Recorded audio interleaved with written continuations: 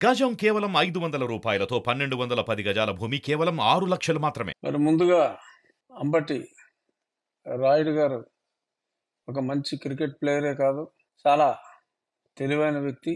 అరే, ఇంత తెలిసిన తర్వాత కూడా ఎలాగా తప్పులో కాలేశాడురా అని అనుకున్నా మొన్న.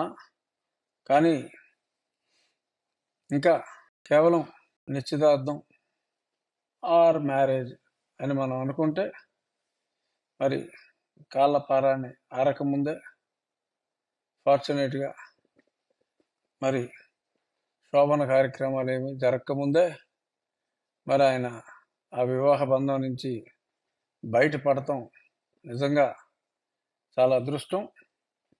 ఈ విషయంలో అంబటి రాయుడు గారిని నేను మనస్ఫూర్తిగా అభినందిస్తున్నా.